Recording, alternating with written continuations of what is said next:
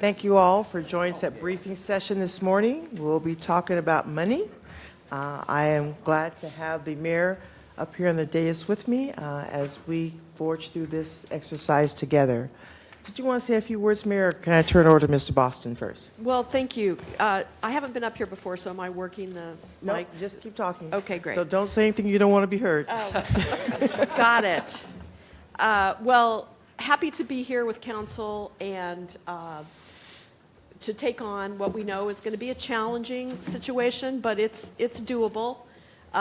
Structural deficits emerge in government, and they can be cured by taking steps to bring your expense increases and your revenue increases in line with each other. And that's what we are going to be needing to do in the city of Spokane.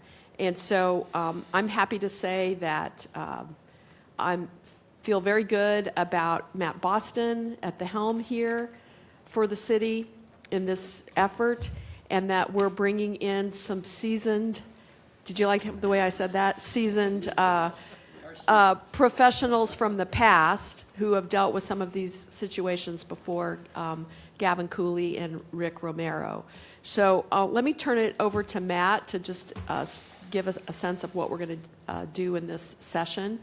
And this will be the first of many meetings and conversations, but this level setting that we're going to do today is frankly partly not just for council, it's for the administration as well, because we brought new people onto the cabinet, and we want all of our division and department heads to be creative and innovative and part of the solution as we move forward.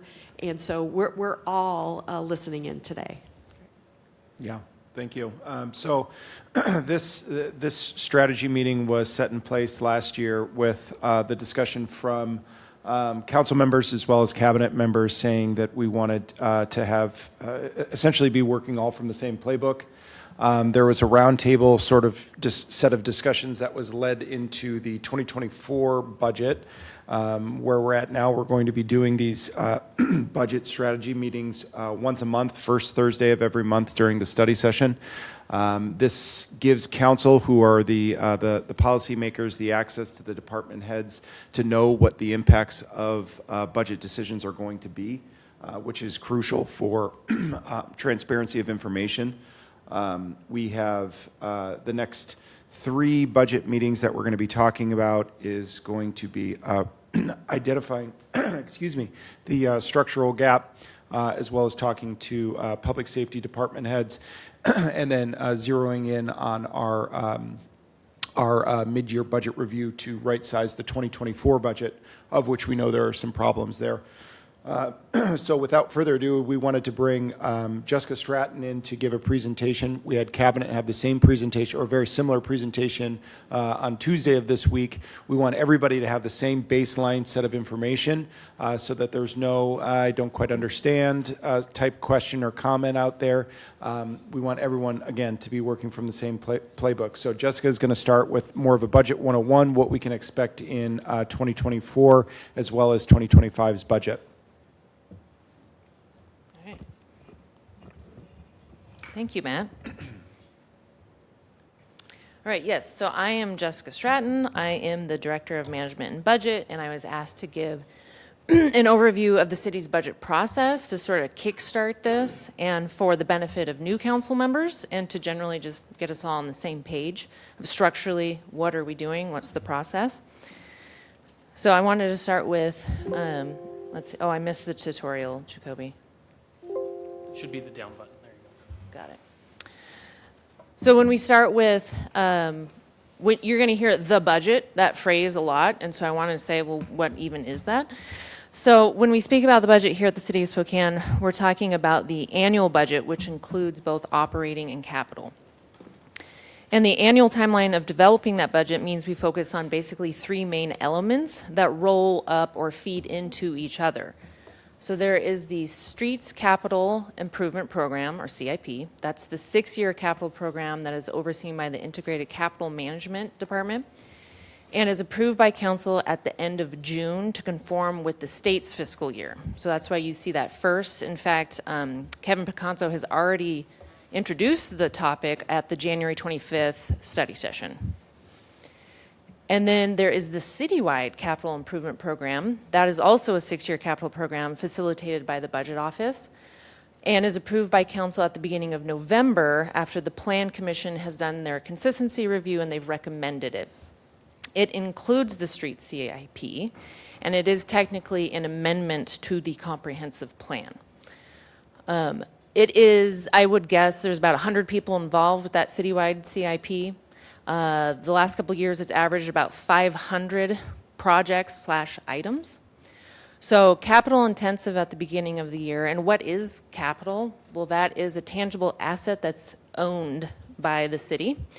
And it is usually a useful life of 5 years or more and costs about 60 grand or more. But it's typically that big investment in infrastructure that the city undergoes, and 2/3 of it is public works. And then there is the annual operating budget. This is the 1-year operating budget that is facilitated by the Budget Office and is approved by council at the beginning of December after at least 3 public hearings, and it includes the citywide CIP. So typically when you're like talking about the budget, it's usually the operating budget that includes capital. So why are we doing all of this? Well, it's required by law, but also it's a best practice, of course, for any well-functioning organization to have a budget. And that RCW also assigns to us a lot of things, one of which is our fiscal year, which is January 1 to December 31. It also identifies roles that of who does what, and it most importantly tells us what our deadlines are. The biggest one for us is that delivery date at the beginning of October, where technically the city administrator, per the RCW, delivers the estimates to council, and then a month later, the mayor proposes the actual budget, and then a month later, council adopts their budget. So that is typically the structure that's given to us by the RCW. And because we inherit our timeline from the RCW, our actual budget development calendar or process, we basically also inherit because we have to hit those deadlines, right? And so largely, our development calendar is going to be the same year to year.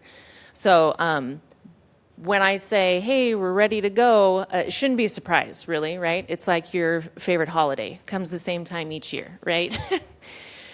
And when it comes to the annual operating budget and even the citywide CIP, we also incorporate iterations or stages into it. So there's a lot of back and forth. There's preparation, there's collaboration, there's input, then there's review by the Budget Office, and there's modifications, and then there's review by the mayor's team, and then there's review by the council. So we have all of these stages, and that takes time. And the 2025 Budget Development Calendar is a living document that I will post to the Budget SharePoint so that everyone can see it. But again, it's generally going to follow these same months that you see up here for street CIP January through June, citywide CIP March through November, annual operating budget April through December. So as you can see, budgeting is a year-long process here at the City of Spokane. Okay, so these next few slides are, now that we kind of understand our arena of what we're doing, what exactly are we looking at when we budget? Revenue forecasting, that is a top priority. That is what limits ultimately our expenses, right? Or should. And the Budget Office develops the citywide tax-supported revenues, what we like to call the big three. So there's sales tax, which is economically volatile. There's property tax that is limited by statute, and then there's the utility tax that's basically self-imposed. So we look at those with historical trend analysis, and we manipulate them for whatever we need to manipulate them with. Economic indicators for sales tax, population growth for property tax, rate changes for utility tax. All other revenue is expected to be budgeted by the department. So if they are rate-based or if they're fee-based, they budget those revenues. So expense forecasting, Obviously, government is typically a service industry, right? So we provide services via programs, and it's personnel heavy. So personnel is our top expense that's forecasted primarily by the budget office. The compensation and benefits is budgeted via a sync with our HR system. So whatever happens in real time is happening to the budget. And then in addition to that, whatever future plans may be, we add that to the budget. Temp seasonals, project employees, those are budgeted by the departments. Overtime and add to pays are budgeted by departments. So they're the ones that know their planning, personnel, like who's coming and going, who's retiring. The caveat is overtime and add to pays. Of course, we partner a lot with public safety on that. Maintenance and operations, so that's the stuff personnel needs to do their job. We also sometimes hear this as discretionary funds. These are line items budgeted by the departments, sometimes collaborating with other departments. So if you have a software that you want to implement, you're talking to IT for a quote. If you want to move your office, get new cubes, you're talking to facilities. If you need new admin trucks, you're talking to fleet, things like that. Okay, so budgetary constraints, we all have them personally and professionally. City of Spokane has a structural budget deficit within the general fund, and that's just generally our expenses are outpacing our revenues. Other funds are reliant on the general fund, so that is why this is a citywide issue. Last time I checked, there's about 50 other funds that rely on the general fund. In 2024, when we were developing the budget, we had to resolve a $20 million deficit. And we did that primarily through a vacancy discount because not all personnel is going to be working at all times, January through December. We also are attempting to restructure some debt. We temporarily increased our utility tax, and we disallowed some interfund charges. So other funds couldn't charge the general fund. So a structural deficit, even after all that work of resolving that 20 million, it doesn't go away. It's in the background. And unless you address the underlying growth rates for your revenue and your expenses, it doesn't go away. So it is estimated that the 2025 budget already contains about a $30 million deficit. Of course, we'll hone that down as we go through the development process, but that's an estimate as of today.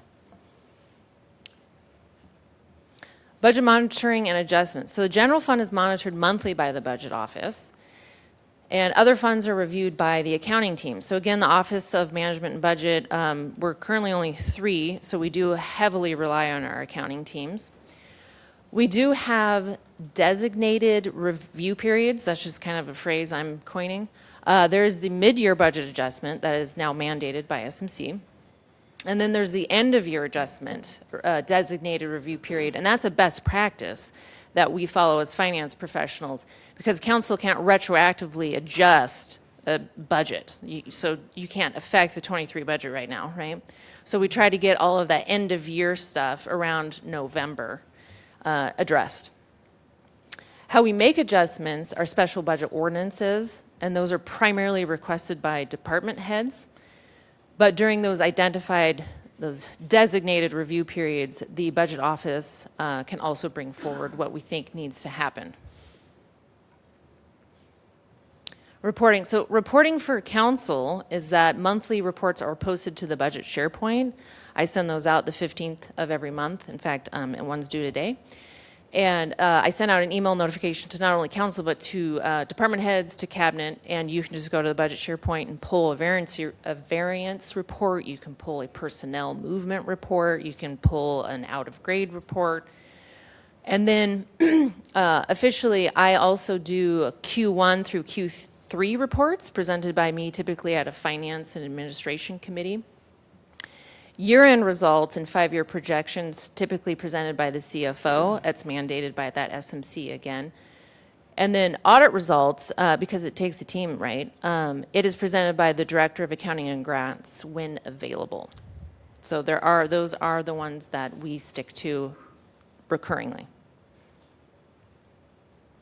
Okay, so today is our first budget study session that's going to kick off this process. You heard from Matt that we've got a couple more planned. And then council budget study session is the next one is March 14th, And then, believe it or not, the CIP, the citywide CIP, opens March 19th. So it's beginning. Are there any questions about this? Go ahead, Mayor. Yeah. Thank you. Yes, thank you, Jessica. I have a couple questions. I wanted to drill down a little bit on what you said about vacancy savings. So I've been part of organizations where those are sometimes rolled over or utilized in various ways. Are you saying the city's capturing those vacancy savings in real time? And So is that what's happening? Or Matt Around- or Jessica, whoever?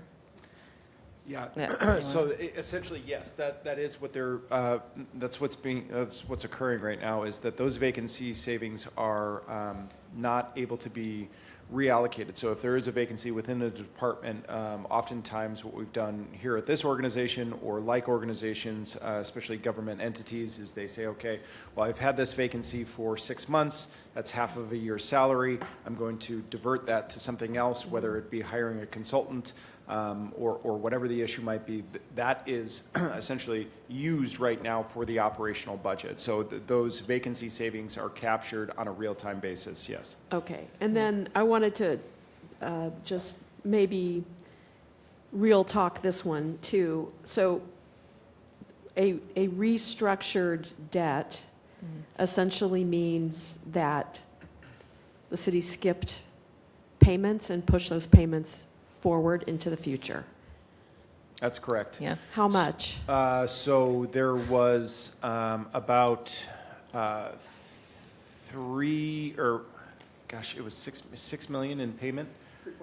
3.4. That's For right. public sorry, safety. 3.4 in public safety, and then we also restructured the parking debt to that was subject to a balloon payment in 2025. We haven't finalized the restructure details of that. I think the previous CFO wanted to do a restructure to 7 years, having a hard time justifying that when we have hard assets that are tied to those that are past their useful life. So just working with the bond council right now on how exactly to restructure that and what that's going to look like. But unfortunately, the budget lever that was pulled for 2024 by the previous administration was to defer those payments for 2024. So there is no debt payment scheduled or budgeted in the 2024 budget. But there is next year, in 2025. Yes, there will be next year, Yeah. yes. Okay. All right. And then another one I heard about, and I'm not sure exactly where this fits, and maybe it was going to be covered by the other two gentlemen, but I also heard that we had been funding capital by accruing funds on an ongoing basis, but those funds were swept to balance the budget. Is that correct? So it was kind of a snowball impact that we were previously using SIP loan payments, internal loans to fund our public safety capital in years past.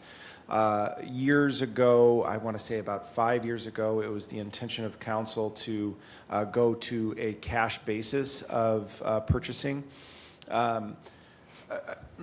Not to speak to one being a benefit over the other. I see the benefit to both sides of it. With it being an internal SIP loan, I see the benefit to the organization because interest payments come back to the organization. But I also see the intention and the drive to want to purchase equipment on a cash basis. So what was happening is we were the council was trying to whittle away the amount that was going to public safety, or the council was trying to increase the amount that was going to public safety capital. So they were trying to overfund the SIP payments, while the administration had decided that they wanted to lower that. So what happened is we decided to not do any purchases in 23 and 24 because, again, that's one of the largest levers that you can pull. And really to see the impact of that from an operational status is pretty tough because there are already trucks and cars on the road. unfortunately, the departments, police and fire being, the two departments, have suffered in that time because the maintenance and operations of those equipment has gone up significantly, as well as the fact that we've lost police cars and or fire trucks going offline because of just outdated cars. So, long answer to the question. It is going to be a problem that we're going to have to fix because there is no capital funding plan. It was kind of the loudest elephant in the room 2 years ago, and then when the track cost arrived at our doorstep, those conversations really went quiet. And so I know police and fire desperately need that equipment, and so trying to find a solution is going to be very difficult. As Jessica mentioned, we are very personnel centric, so I think maybe some stakeholders that were involved in those conversations is, well, do we tighten personnel or do we tighten our capital budget? And the decision was to tighten the capital budget. So no current capital plan for police cars and fire trucks? No. Okay. We got a big problem, folks. Yeah, so when we're talking about that $30 million deficit looking at 2025, that doesn't even include not only the annual amount of vehicles that we would need to purchase, but to catch up as well. The other problem that we have is that purchasing cars, we're looking at about 1 or 2 years out when we actually purchase a vehicle, when we actually take delivery of those vehicles. I mean, the ones that we're getting just in the next couple of months, we purchased in 2022. Thanks. So Jessica, 20 million deficit this year, 30, 2025. So is that truly a $50 million deficit? Because how are we going to close the gap on the 20? So cumulative, how much are we in the hole or predicted to be in the hole? And is there somewhat CPR? Because if you say 50 million, I'm going to need CPR right now. So somebody be ready to come give it to me. I mean, it's 30 million for 2025. Right. It just grows. So Yeah. the structural gap inherently is assumed that it's closed every single year. So it's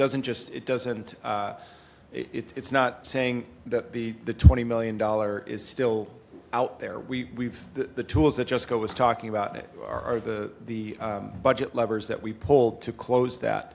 Now, again, I mean, you can hear that there's a lot of one-time funding and one-time levers that are pulled that doesn't fix the underlying problem. There's, inherently, you're going to have to fix the revenue and the expenditure curve to fall in line with each other, because without that, it just pops up every single year, no matter what you utilize. So, I mean, in years past, we've seen general fund reserve balances be used. We've seen ARPA federal award money be used. And now we're using interfunds and vacancy savings, things that aren't sustainable if we're trying to run as a well-equipped organization that's going to be serving our customers, meaning our community, well.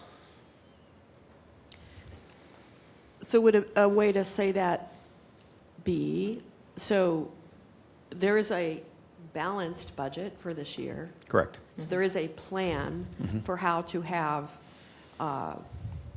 revenues and funds cover expenses. But a lot of the revenues that were chosen were one-time revenues. So you're depleting accounts Correct. that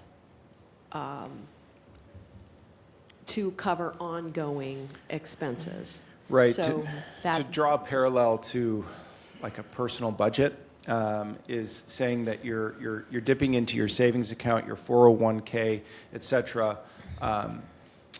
and you haven't gotten a raise, but you're assuming that you're living like you're going to get a raise, and that's what we have to curb.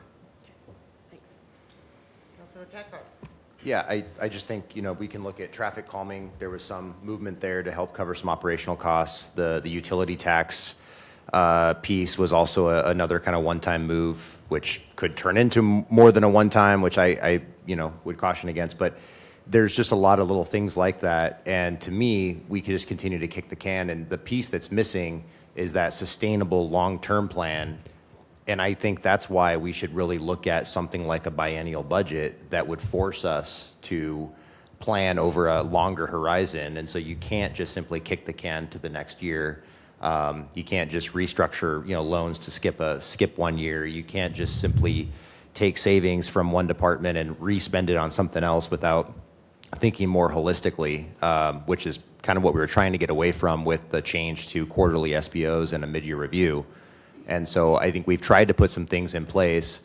The other two would be not building back our reserves. We skipped that payment as well at the end of last year, which was intended to help build back our reserves and protect our bond rating. And so there's a lot of little things that we've either skipped or swept or just kicked the can. And a lot of that is because of I think the annual budget cycle allows us to think short term rather than long term.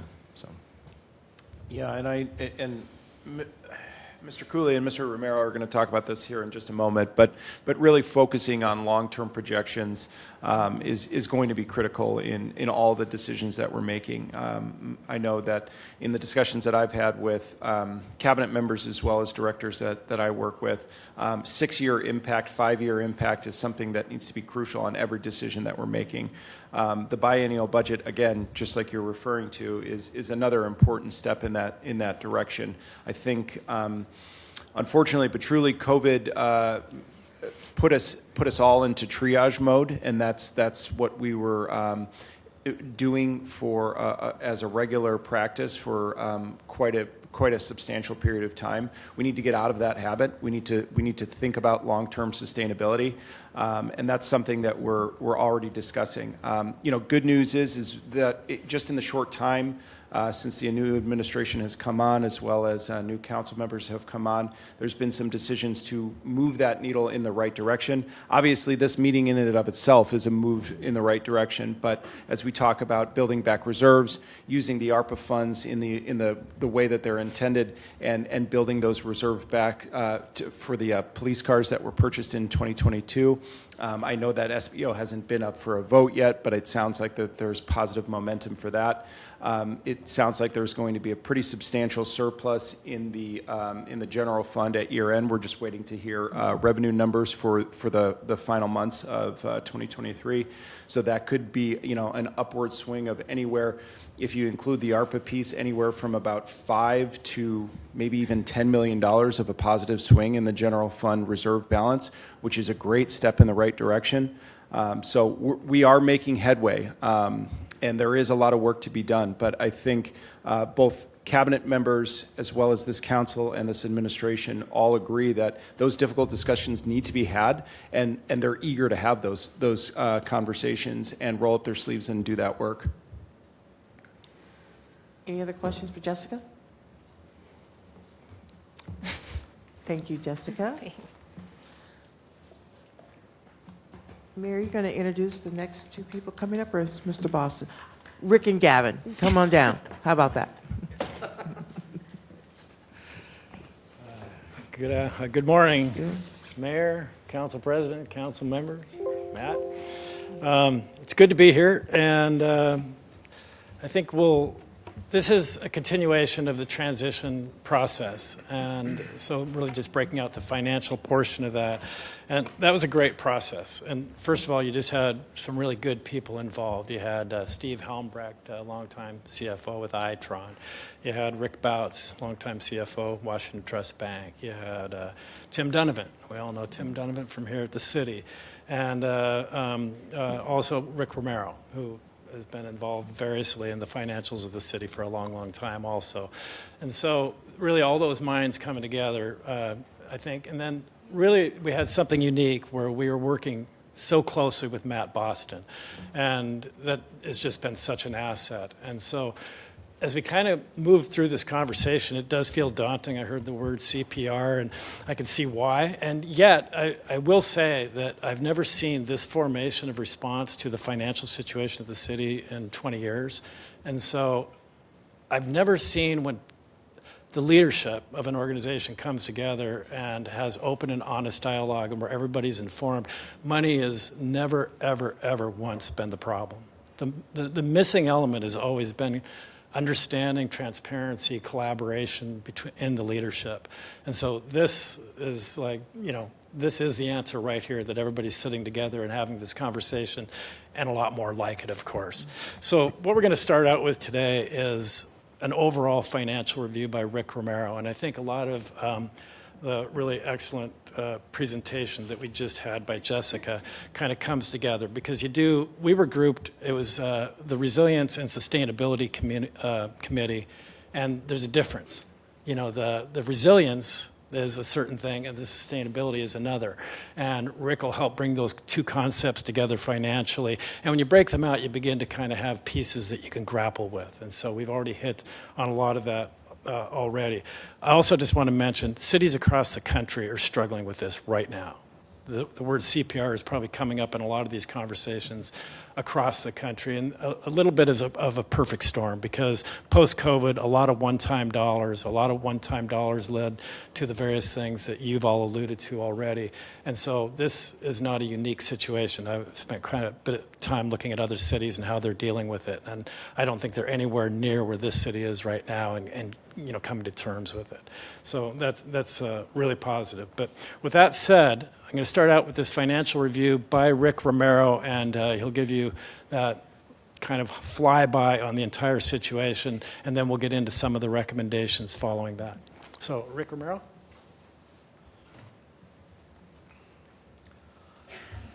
All right, good morning.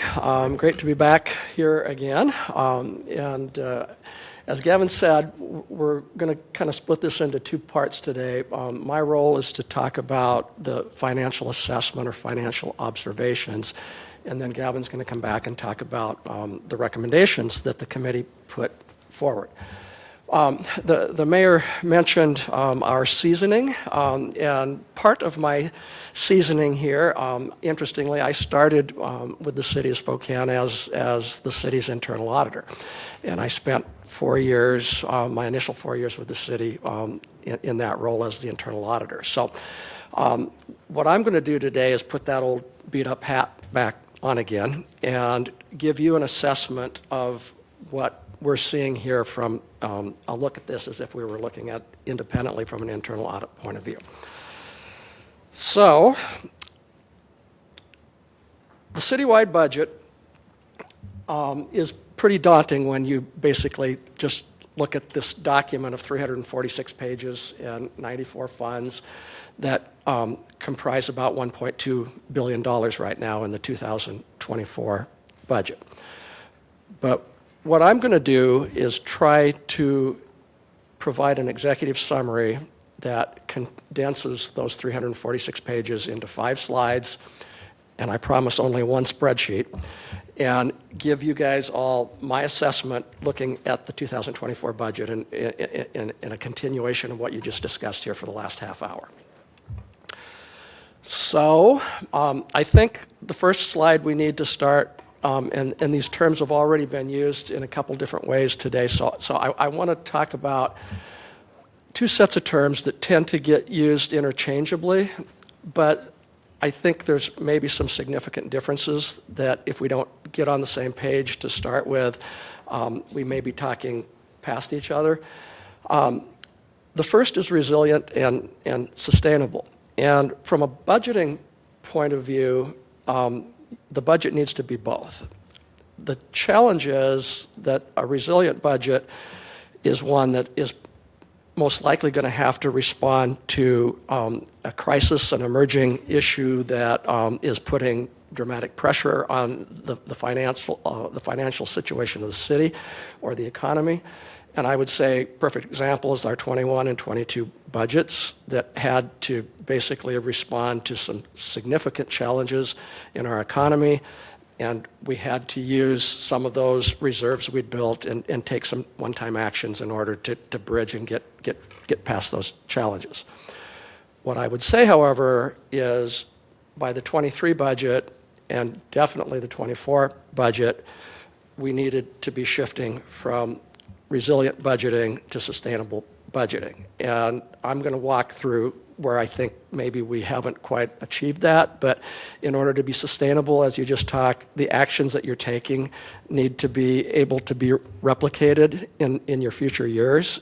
And I think it's pretty clear already from some of the discussion that the actions that we've taken in the last 2 years can't be replicated in the next few years. The second set of terms, really, budget deficit and structural gap, and everybody's eyes roll back in their heads when we start talking about gaps and deficits. But I'm going to try to make a distinction here between the two. And you had a good discussion about a structural gap, which has to do with your future commitments for expenses and your future revenues and the growth rates of those two things. And that's something that obviously is a challenge, and you've identified that, and it has to be addressed and dealt with. But what I'm going to talk about mostly is just a good old-fashioned budget deficit. And that's a situation, as the mayor and Matt mentioned, where we're dipping into our savings account to cover ongoing costs of the city. So I just wanted to make sure we're kind of on the same page with how we're going to talk about those things. So, and we're going to have to get the paddles out, I'm afraid, for Council President Wilkerson, because I'm going to recast and give you my impression of where we really are with respect to the budget deficit. So I'm going to jump to the punchline right here with the first bullet. And our assessment is, looking at the citywide budget, not just the general fund budget, but looking at the citywide budget, our assessment is that we have in the 2024 budget a $50 to $60 million deficit. And I'm going to put up on the last slide a list of those actions that we've taken in the 24 budget that are not sustainable and are, in essence, enabling that $50 to $60 million deficit. But there's a easier way to figure out what your deficit is than sifting through all of those 346 pages. And I remember when I started as the internal auditor and I was trying to get my head around the massive amount of transactions and information and data in the budget. And after about a month of that bag of fog, I finally said, just give me the city's bank statement. I want to look at the checking account for the city, and I want to see what's coming into the city, and I want to see what's going out of the city. And at that point in time, we had just the opposite issue. We were basically building reserves in pretty much all of our 94 funds, stockpiling money. Everybody was in their own little silo trying to make sure they were protecting their futures. And we actually were accumulating reserves at a greater level than we probably needed to be responsible to our citizens. However, when we look at the 2024 budget, what we see is about $650 million that's coming in to the budget, and about $700 million plus that's going to go out of that checking account. So we're going to talk about how $650 million becomes a $1.2 billion budget here in a minute. But there's really two primary sources of money into the city. There's the dollars that come from local, state, and federal taxes, and there's the dollars that we charge for rates. And if you break down those two elements, they comprise 95 to 99% of the money in the budget. There's about $375 million there that's coming from tax sources and about $275 million that's coming from rates. The money goes out in two basic ways as well. It goes out in the sense that we pay people and we pay vendors. I mean, that's pretty much where our money goes. It comes in from two sources and it goes out in two ways. And if you lose sight of that in the whole cloud of the budget and the trees, sometimes you can be missing the bigger picture there. So how does $650 million become a $1.2 billion budget? And why is that important? So transfers, cost shifts, internal taxes, internal charges, use of reserves. You've already talked about some of those actions here with respect to the budget. But I'm going to give you an example just so that maybe it makes some sense when you're thinking about this and looking at the budget. So I'm going to give you an example of how $1 in the city budget becomes $5. So we charge our our ratepayers for their utilities that we're selling to them. So $1 of revenue comes in to the utilities to pay for someone's water bill. And that gets deposited, and that is revenue to the utilities of the city of Spokane. And then the general fund comes along and imposes an internal utility tax on those dollars, and we move $52 million from the utilities funds to the general fund that comes into the general fund as revenue to the general fund. The general fund turns around and it transfers to parks and streets and fire and several other special revenue funds dollars to support their operations, which now come into parks as revenue to parks. So that $1 has now become $3, but it doesn't stop there. IT has to provide central services to the Parks Department and the Streets Departments, and so they charge parks for the IT services that Parks has to have to operate. And that dollar now becomes $1 of revenue to the IT department. And then IT turns around and pays the employees of the IT department, out of which we take dollars for workers' comp and retirement and employee benefits, which now become $1 to those funds. So $1 has become $5 in the city budget, basically. And that, why is that important? It's important because one of our key recommendations is we can't just focus on the general fund in our budget. The general fund literally touches almost every one of those other 93 funds, and dollars are changing hands between the general fund and those funds on a daily basis. So if we're not looking at the whole picture and we're solely focusing on the general fund, we're missing all of the actions and movements that are going on with those dollars out there. So what are the primary drivers of our deficit, that $50 to $60 million deficit? And there's nothing new here. Everybody, I'm preaching to the choir, I know, and all of you certainly have talked about each of these three drivers. But there's a couple reasons I think it's important to put them up there again.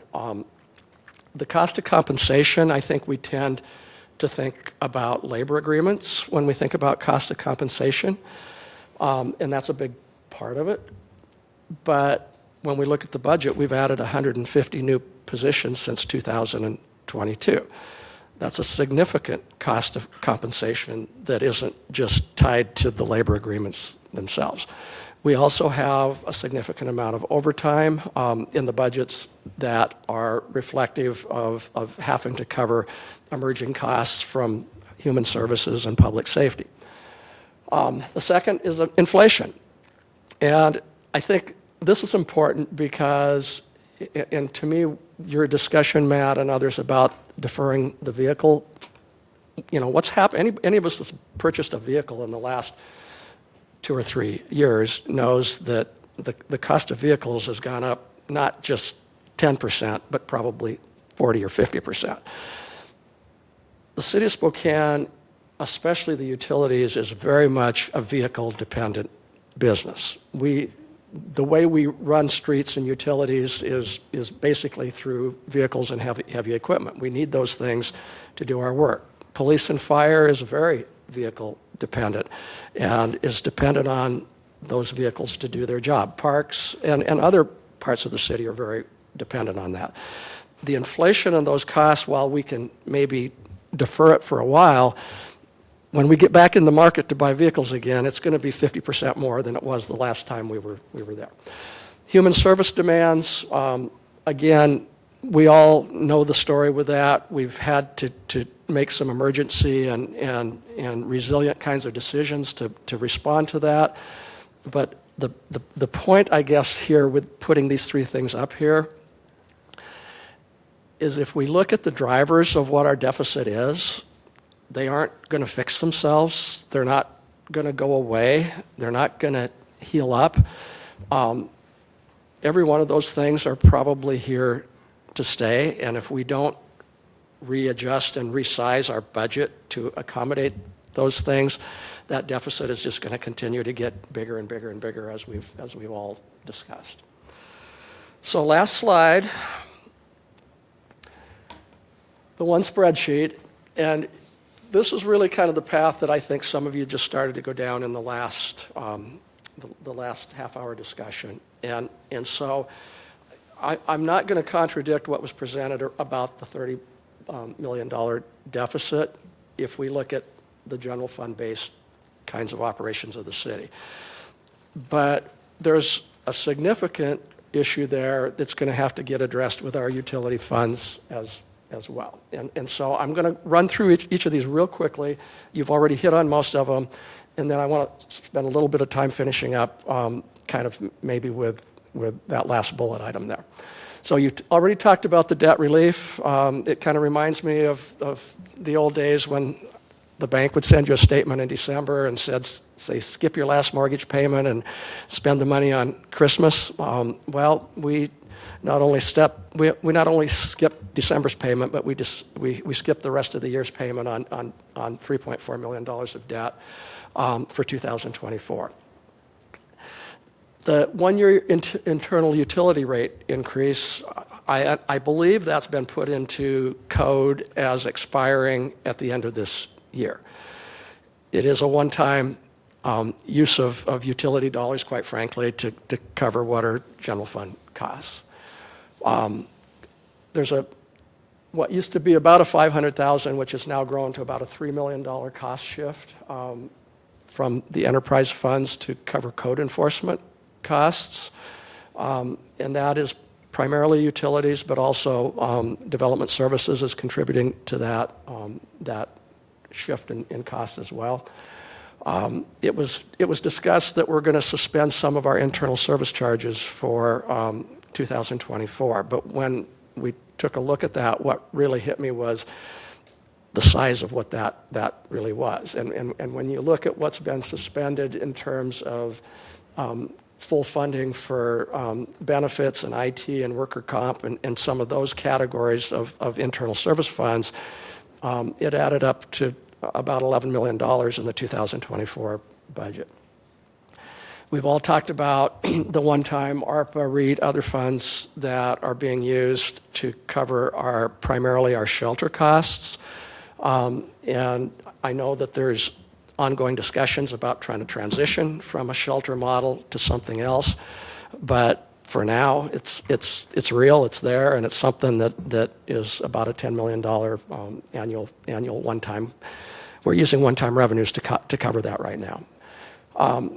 I think it was also mentioned the traffic calming, and I know there's been a lot of discussions back and forth about do we really move those dollars, but the underlying costs that are necessitating that move are still there in the budget. And so regardless of how we choose to play that, that's still a cost that's sitting there that's going to have to be covered.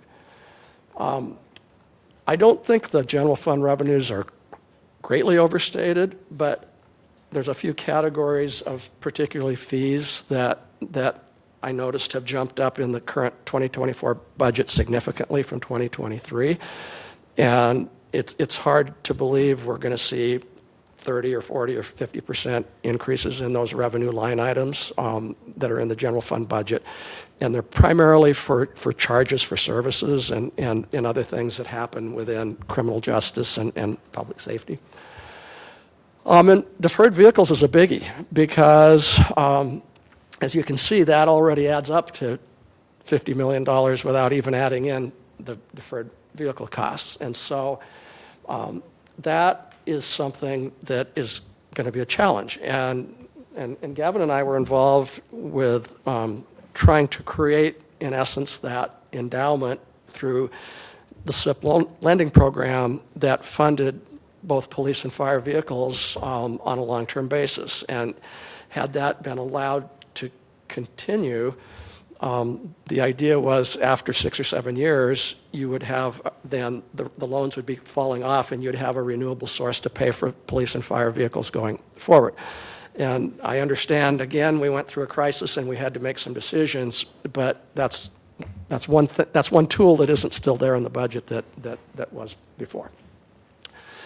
Last point, and then I'll turn it back over to Gavin. And this was also a place where us seasoned veterans, Gavin and I, were involved with fixing the increase in utility rates on an annual basis. And when we came into the utilities back in 2012 and 13, we had been experiencing utility rates that were ranging from 0 to 15% on an annual basis. And a lot of it was tied to what positions were up for office that year and what other political elements were in play. And we said, we can't continue to do this.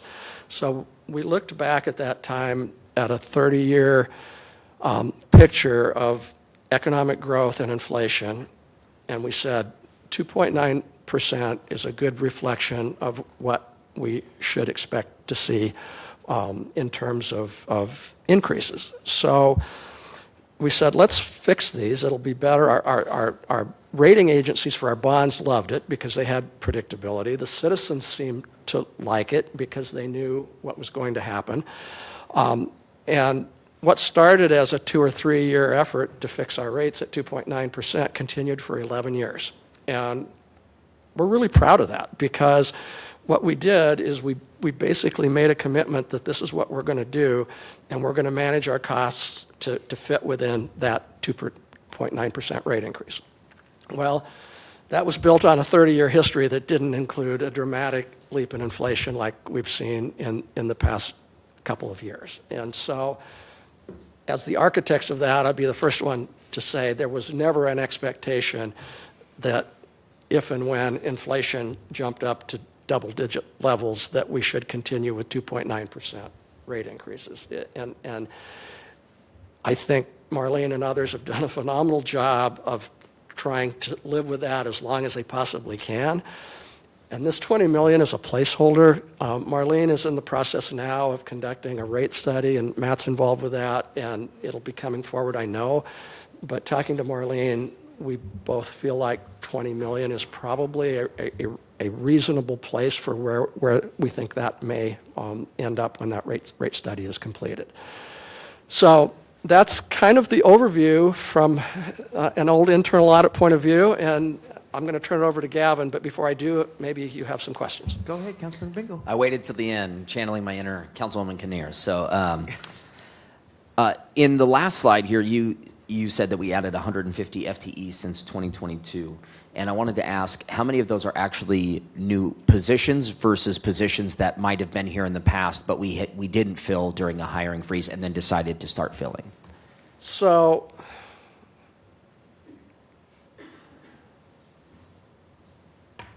those positions are predominantly, I would say, the majority are public safety positions, but these are funded FTEs that are in the budget. So if they were vacant or not funded in the past, these are additional positions that have been added to the budget over and above those. So, and again, that's probably, we've had some conversations with Matt about the size of the deficit and how many positions does that equate to. 150 positions is about $15 million. So I guess a follow-up on that, do we know, I mean, it would be then a mixture of, potentially new positions that we needed there, but also, again, positions in the past that we did a hiring freeze. We weren't hiring those positions, but they were positions that have since come back on after we got rid of it? No, so primarily those positions are going to be just net adds. So I mean, on the appendix of the budget where you see those FTE adds, that's where this information is pulling from is net new positions. Now, there could be a possibility where I know there is some different scenarios where a position was pulled and then a different one was added. So that could happen, but primarily these are net new positions. Can I ask a follow-up to that then? So if they're new positions, I'm not recalling us increasing, say, the size of the police force.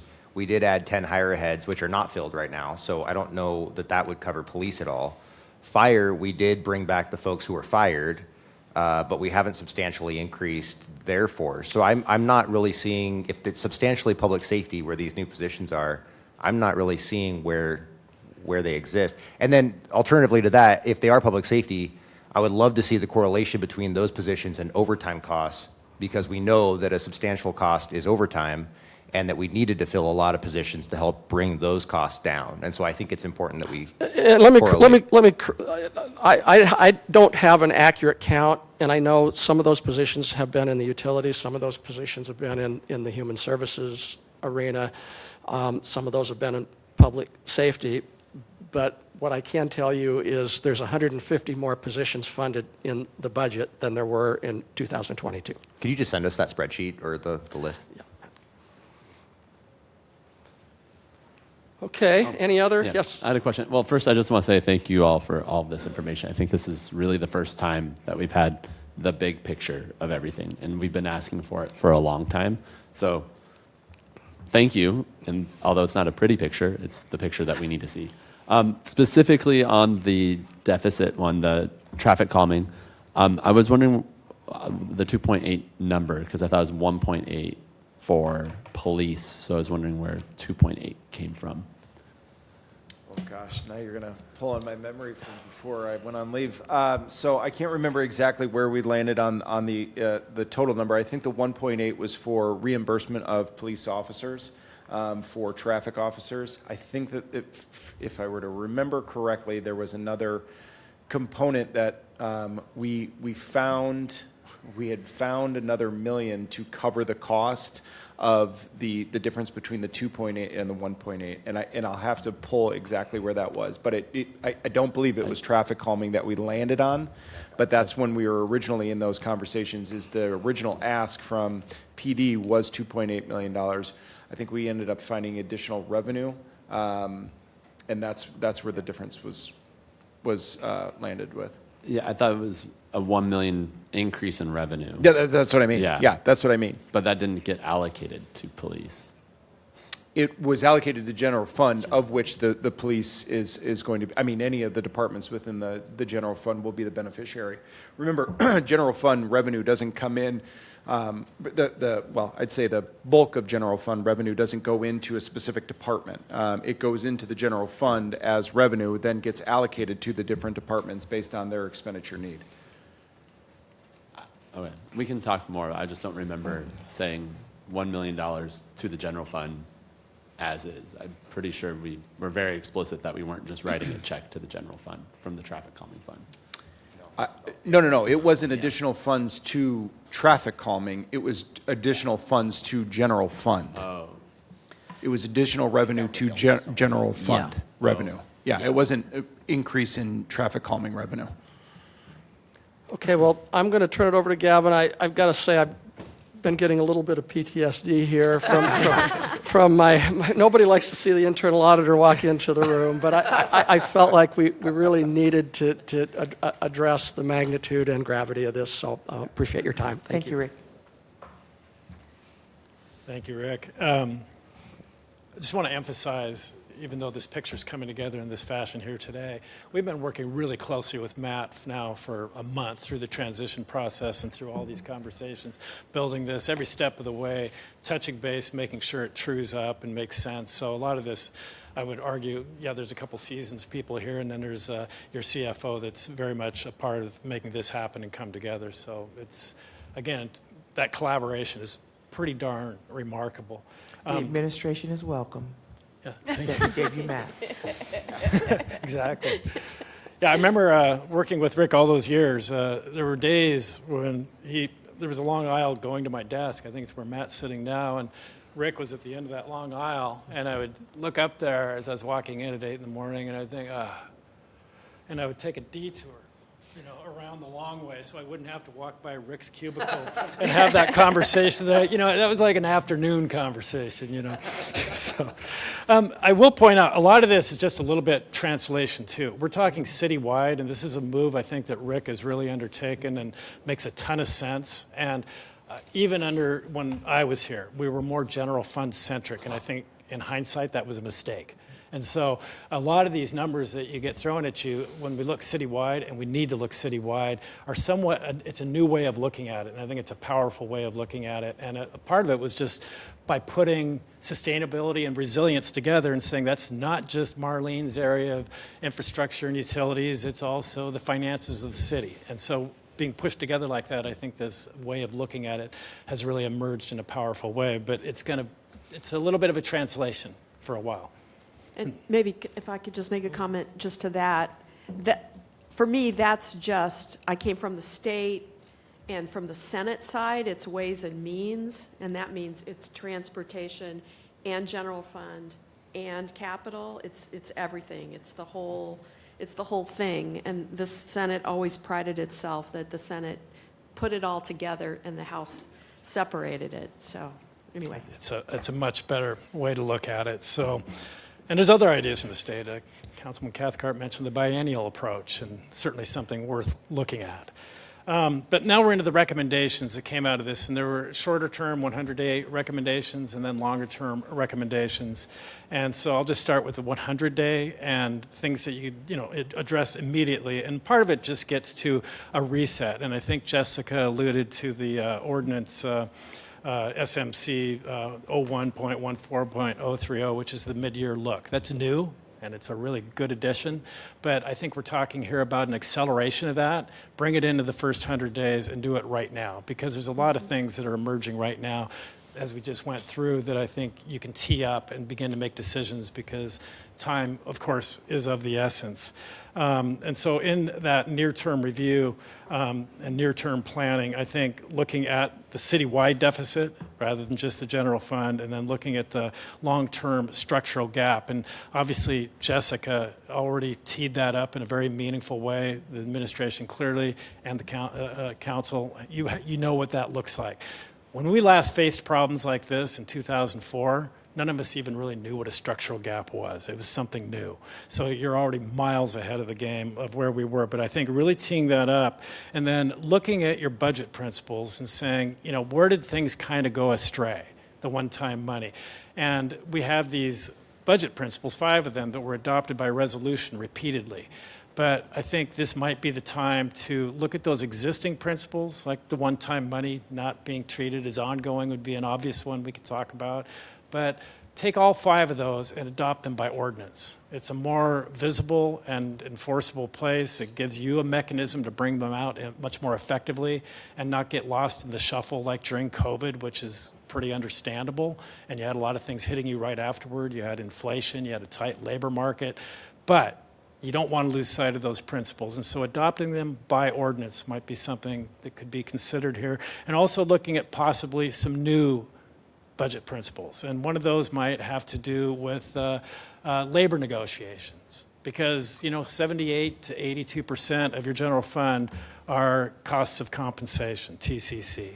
And if you can really have that in a budget principle, that how you approach that, then you've really solved the vast majority of your problems, at least in the general fund. So looking at a labor negotiation budget principle that matches up TCC with your long-term revenue growth rate, and that's a process you could do very visibly like you are right here, and have that conversation, then you're never going to have that get out of whack the way it is right now, and you could never end up with a structural gap of any great size when you've already solved it with respect to 80% of your budget. So that might be one you look at. Also, I think just reinstituting, the committee talked about this, the Citizens Financial Advisory Council, and this just brings in an outside group, and a lot of the people that you already know and have been talking to, but the conversation we're having here is an example of that kind of meaningful conversation. So reinstituting that and having that conversation, not just with yourselves, which you want to extend to the entire community. And so I think that happens with something like that, led by the administration and the council together, and bringing in outsiders and having that conversation with the business leaders. And it gives them a real trust in what you're doing. I think if they were hearing this conversation that you're convening right now, it really builds a lot of trust and faith in what's happening in City Hall. And so reinstituting that CFAC is something we talked about. You quickly get into the beyond 100-day recommendations, and that gets into, we talked initially about financial sustainability and trust being the foundations that you build when you put in place a really detailed process for labor negotiations. Labor negotiations going forward are really key, and I think I think that was lost in the last number of years. And so if you have a process that's very detailed and you share the financial projections in great detail with the labor groups, it builds trust, and it builds trust in what you're doing and why you're making the decisions you're making. And it also forms almost a tacit agreement that if you will abide by these growth constraints in our revenues and form labor contracts built around those, that we will be a sustainable organization that won't result in layoffs. We, for instance, in 2004, we actually laid off 15% of the general fund workforce, 152 positions at that time. And it was in every way because of bad planning and bad labor negotiations, bad contracts that didn't match up with our actual resources. And so we spent years rebuilding that trust in our ability to project and understand our own financial situation. And then once they were convinced of that, realizing that if they could abide by that, keeping their growth rates within the long-term revenue growth rate, that we wouldn't have rounds of layoffs, and we never did again. Never happened again. And so that's, I think, really important to build that trust with the labor groups, and it also, of course, builds sustainability with your own budget. So that's one of the strongest recommendations we could make on labor negotiations. We talked about having a citywide system of integrated benchmarks and performance metrics. And you could do that through every part of the city organization, response times in fire departments, caseloads and turnover of those caseloads in the public defender's office. You can go on and on, but restricting ourselves to the financial right now, I think the city's credit rating, Councilman Cathcart alluded to it earlier, is a wonderful roll-up. That used to be sophistry, a black box that they would just kind of hand down this rating and you're like, where did you get that? And they wouldn't even explain it to you. But they were forced to go very transparent about 10 years ago and actually shared the calculations, and they're pretty involved, but they all make sense. And there's not a single one calculation in the credit rating. Standard & Poor's was our main one out of San Francisco or New York, depending on whether you're general fund or utilities. And there's nothing in that calculation that is not something you would want to pay attention to. And it's pretty much just using one of those analogies like Matt does so well. It's like the home finances. It's what people do in their homes every day, but of course more detailed with a municipal budget. But having a very transparent calculation that's updated month to month that could be discussed at the finance committee and shows where you are. And of course, people say, well, you don't want to do that because you're going to advertise to the rating agency that you got a problem. They would do nothing but applaud. And even just being aware of situations that are threatening or things that you have to address, they will give you so much leeway. And that AA rating that we have right now, early in the 2000s, we were BBB, one notch above junk status. It was costing us an immense amount on interest and we were at the point where we couldn't go out and do a competitive bid on our bonds because the marketplace wouldn't pick them up. So we actually had to have them underwritten by a firm out of Seattle where they would pre-buy our bonds because we couldn't roll the dice and have them competitively bid. When they're competitively bid, of course, you get a much, much better interest rate. And we had to do that for about 3 years, and we went from BBB up to the AA. That's 6 notches up, and every one of them was like a high-five moment. So protecting that is really important, and I think everything in it, everybody will agree with. So that could be the performance metric on the finance side that you could be looking at. And we've discussed that with Matt quite a lot, and I think it makes a lot of sense. Developing the internal dashboard also would include things like public safety overtime. That's something that, despite best efforts, and I know you've been through it, all of a sudden it's like October or November, and you're hearing about something that you're scratching your head and wondering why you didn't hear about it in February and March or something. And that's something you could be discussing every single finance committee, something Matt and Jessica and others could be putting together. And so having that out there and very visible would be very important. The budget principles we talked about, but having them discussed each month at the finance committee. The finance committee is a really powerful venue for having these kinds of conversations. The year-to-date where we are with the revenues and expenses every month at the Finance Committee, the 6-year projection. I think Jessica alluded to the 5-year projection, whichever it is, bringing that and talking about it, where the stress points are, where we're being threatened. And that's something, I'll just say, thank goodness, Matt, it's one of those spreadsheets that's just, when you look at it and you see all those tabs across the bottom and they go right off the screen, and it's a really daunting spreadsheet built over about 20 plus years. And Matt maintained that even when it ceased to become a part of the regular discourse between the administration and the council in the past number of years. And when I heard that that was actually maintained by Matt, it was I could have done cartwheels if I could still do cartwheels. But so that was, you've got that in place. It's not only been maintained, but it's been updated and improved since the time I've ever seen it. So that's a great tool that you have in place because of that reason. So that's another thing that I think having at the monthly Finance Committee, just 3-minute update, 6-year projection. So those are the main recommendations. There's about a 16-page report front and back. You can read through the background and discussion around all of it, but I think that's what the committee wanted to bring forward to you. So on behalf of the entire committee and the mayor, thank you for letting us all come together and have this conversation, and we're very much appreciated.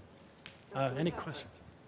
Yeah, I'm just wondering, what are your thoughts on, we have a tool that we really haven't deployed yet that I would love to see us really expedite getting integrated into the website. And it's sort of a public-facing budget tool so that the public can kind of play with the sliders and tell us, what their priorities are.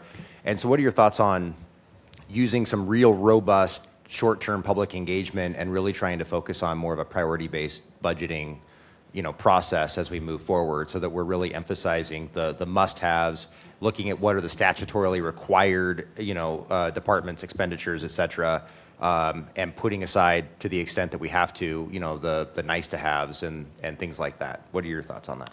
Well, I think I'm going to kick that over to Matt. Gavin can touch on it as well. We've already talked, Jessica and I actually had a meeting about that just yesterday, about the tools that we already have and how we make them more engaging to the community. I know that the previous administration had come out to different neighborhoods and asked those types of questions. I don't think it was the type of response that she was anticipating or hoping for. But I think really what it boils down to, and Mayor has talked about this, really what it boils down to is getting that baseline level of information and education to all of the constituents within the community so that they can make those and be part of those discussions. I think there's such an intimidation to come into that conversation right now that it's almost too daunting to even say, here is my voice. So we've talked with the current administration as well as the Director of Communications on how we're going to roll out that education series to the community and see that they can have that sort of information. I know that we're talking about what tools we have at our disposal right now to kind of do those toggles and find those types of priorities for the community. Full transparency, I don't think it's going to be something that we're going to be able to implement for the 2025 budget, but we're looking at a variation thereof. Even if it's a multiple choice type set of questions, how do we just get the initiatives that are important to our voters out there? Well, and I think I would just say is one, that would make it far more accessible to a broader group of folks. When we do these community engagement things, that's great, but to your point, it is intimidating, and it does feel like if I don't know the details of the budget, Right. Am I going to look like an idiot Right. if I come to this meeting? Am I going to even have something productive to say? But I think the benefit of this is it's not so much the finite, accurate, I want to spend $7.8 million on this. It's this is a priority, Right. and this is and not. something else has to fall off, right? And having them make those hard decisions of if you want to spend here, where would you cut? Yeah. Those kinds of things I think is really Matt, important. could I- And I know that, I was just about to say. Go So Mayor. here's the thing. We do want to get the public input, but I think the public input on millions here and millions there is not as meaningful if we don't have those key performance indicators and benchmarks. And so what I've said to the cabinet is look within your operation, tell me the key things that matter to people, let's measure them. So we need to give them both. If you just give people money, it's easy to say, I care more about this than that. if you give them actual, this is what we do with the funds, these are the outcomes from your perspective, and we all know that people know what those outcomes are. It's about the streets getting plowed and fixed, and the public safety response rates, and getting that information out there to them, I think, is going to be a key part, because budget numbers without outcomes just becomes an exercise in kind of what, the latest thing you heard, and we need both. Okay, I got Councilmember Dillon and then Councilmember Klitzky. I'm just going to add a teeny bit to that. Matt said it. Back to tools that are already there, and as the mayor said earlier, with the state, when we face that huge budget crisis that we called the perfect storm, we formed an in-house tool, and it's called Priorities of Government. It was borrowed from the state. The state went all in on that, but there is a tool out there that explains, I think the seasoned people here, Marlene being one of them, Rick, we described in great detail every single facet of what we do at the city operation, and then we tied a very user-friendly tool to it. So yeah, it's, as Matt said, it's the tools are there, and it does have to tie back, as the mayor said, to what it means. But yeah, we spent a whole year putting that together, and it's somewhere. Matt knows where they are. I was just going to say I'm familiar with that tool, and that's what I was going to mention. I think Councilmember Cathcart, correct me if I'm wrong, what you're kind of referencing is basically a citizen interface where it allows them to try and solve the budget deficit. And so you have your revenue options, here's your deficits, and here's your overlying budget priorities, and you literally get to kind of fill in the gap yourself. And I remember seeing the Seattle Times and maybe even the Spokesman in those tough recession years in Olympia, where we were facing some pretty tough structural deficits, really allowing people to come in and kind of help solve the budget and then take that feedback, and that would help guide our processes. Yeah. Absolutely. If I can just touch on that, the other challenge that we have is that brings a snowball of other questions that come from the community, and really who is fielding those questions, right? We all know that our personnel right now is limited of what they're tasked to do as it stands, and adding questions coming in from all 200,000 community members. Obviously not 200,000 people would be asking questions, but that brings a workload issue that we have within the organization. So if that's an investment that we want to make as a community, we need to understand that there's a cost associated with it. Hold it, Councilmember Klitzky and then Bingle. Yeah, thank you. I think we can kind of work to split the difference on some of this, because I think the mayor's right. You have to have high-quality information presented to the public before they can give you high-quality feedback. It's kind of a garbage in, garbage out situation that programmers always talk about. But the thing I wanted to say is thank you for coming here and giving us your time and trying to elucidate some of these past issues. I don't know how many cities are lucky enough to have former CFOs and auditors come back and try to help us make sense of things later on after you've already retired. So I really appreciate what you're doing, and I appreciate your educational efforts here today. Thank you. Bingle. I was just going to say, if we have a citizen who solves our budget problem, that we should hire that person immediately. That's it. So. Yeah, just one last. I fully agree with what the mayor said on having all those metrics. My only question or concern, I guess, is we've been told repeatedly for multiple years that we do not have the staff, we don't have the budget analysts, we don't have the people in place to actually do that. And so if we're going to start that immediately, like in time for our next budget meeting, how is that going to be accomplished? Well, so staff, we've already increased the budget office staff. We are really honing in, as the administration is, on what those budget priorities are. These conversations that we're having collectively creates an abundance of efficiency that we previously didn't have. So we're already tackling these objectives. They're not huge milestones, but we're working our way to that field goal of getting those efficiencies. So I guess I can't give you one cure-all answer, but we're doing it within the limited resources that we have, and we're working towards that. And I think, obviously, Mr. Romero, Mr. Cooley, all 7 of you, plus the mayor, I mean, everybody is willing and eager to have these conversations, and so it makes it a lot easier. Maybe if I could just add, I think that we need to utilize council and neighborhoods. So neighborhood councils are there. They meet regularly.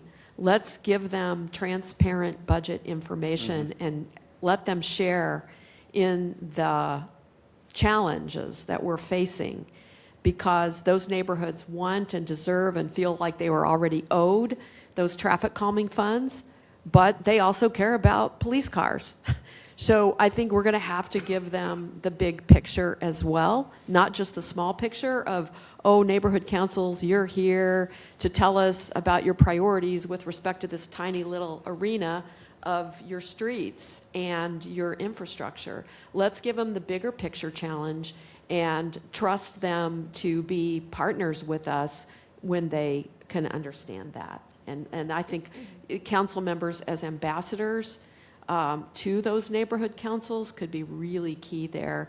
And we commit on the administration side to be to keep this transparency going, but also our cabinet members are going to be both empowered and held accountable to come up with things within their own budgets that will be helpful to solve the issues.